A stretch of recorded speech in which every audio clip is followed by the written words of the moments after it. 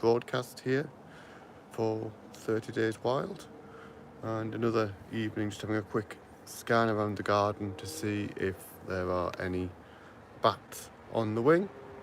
And we did this last night without any particular success, so I thought we'd give it another go, see if anything is flying tonight. Again, it's a nice warm night. It's the sort of night where I would expect there to be some bats flying about. So we'll have a go and we'll see which ones we can detect using the bat detector, which I'll talk about in just a minute. So I'm just going to step out, and what we've got here, I will turn the camera around, which again we looked at last night, is a bat detector. This is an iPad, and this is on the end of it a bat detector, essentially an ultrasonic microphone. And that microphone is obviously connected to the iPad and is transmitting to the iPad the sound it's picking up, the sort of high frequency sound above the pitch of human hearing, and that is being recorded and analysed to see if it is bat calls.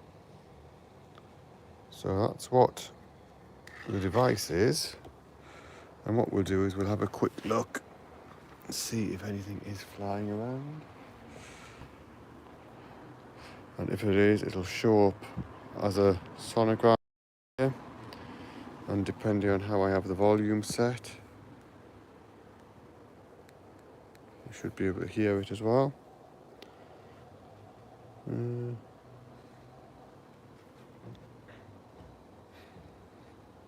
This is just in my back garden. It's not a particularly high quality wildlife site, but there usually are bats flying around of an evening if you run the detector for long enough.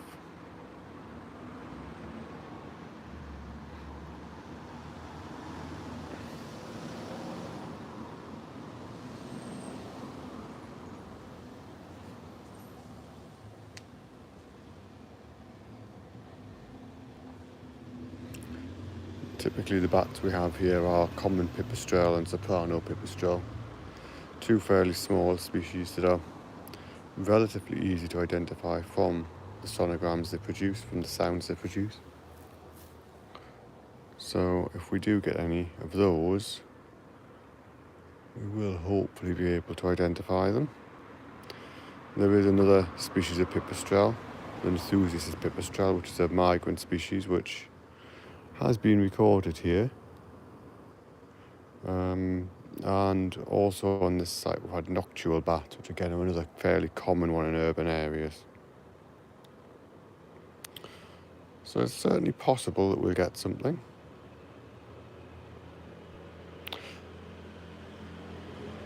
And whilst we're waiting, there's another broadcast we're doing here for 30 Days Wild. 30 Days Wild is a little project operated by the wildlife trusts here in the UK, and it's basically about encouraging people every day in June to get out and do something to engage with the natural world around them. Not like even to get out, I mean to look out your window, you know, to get out to do it, but just to do something to pay attention to acknowledge, to engage with the world around you. And so at the moment I'm trying to do some sort of content each day of that, either here on YouTube or over on Twitter as part of that project or that work. And I was kind of hoping we'd actually have some bats to at least detect and hear. Not being very successful so far. Now, I did have the detector out for a little while before I started this broadcast. So the other nice thing about using this sort of device, of course, is that it does record as well. So I can have a look at the recordings list here. And the recording list does suggest it's detected something. So we'll give it a couple of minutes more live, and if not, we might just have a quick look at some of the recordings so we can see what we would have seen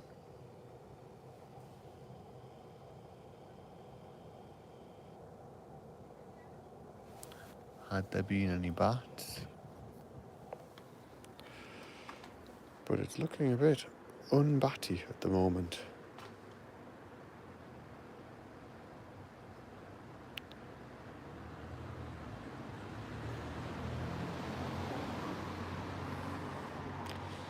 So you can hear a bit of vehicle noise and so on.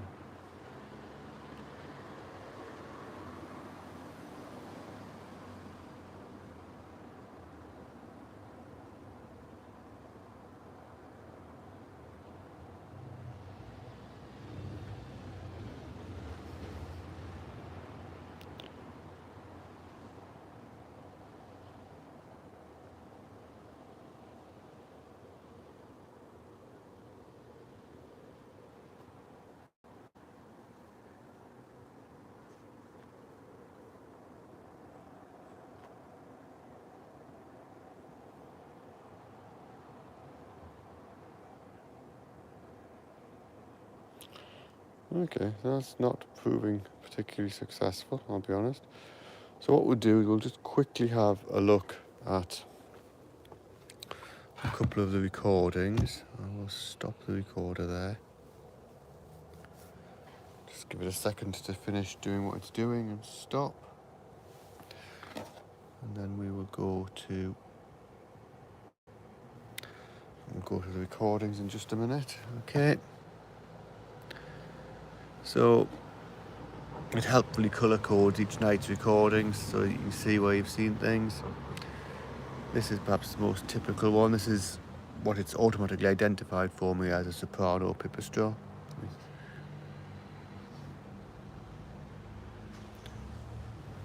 Let me turn the volume up. See if it would play that.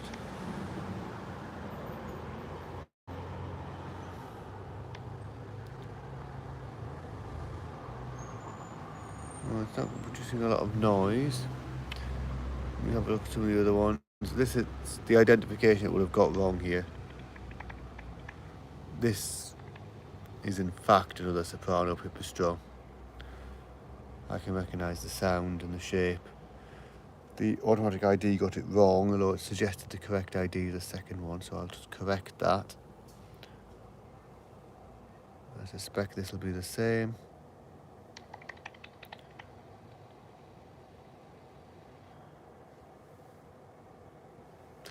So that's what the detections would look like if we'd got any. This is one it thinks is a lies. And that one is a false identification. It's just mistaken some other sound for a bat.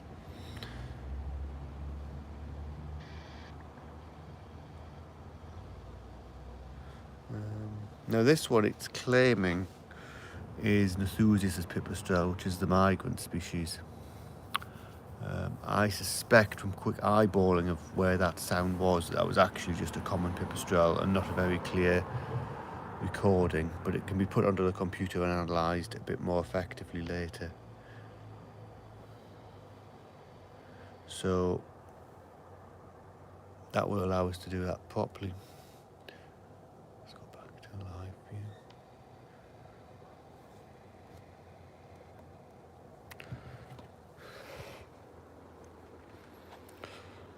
So there have been some bats flying around this garden tonight. They were slightly before I started the broadcast. But we do at least know them, and I'll at least demonstrated a little bit about what that would look like and what these devices would allow us to do. So with that said, I think we'll probably end the broadcast here. I might leave the detector out for a little while and see if anything else occurs.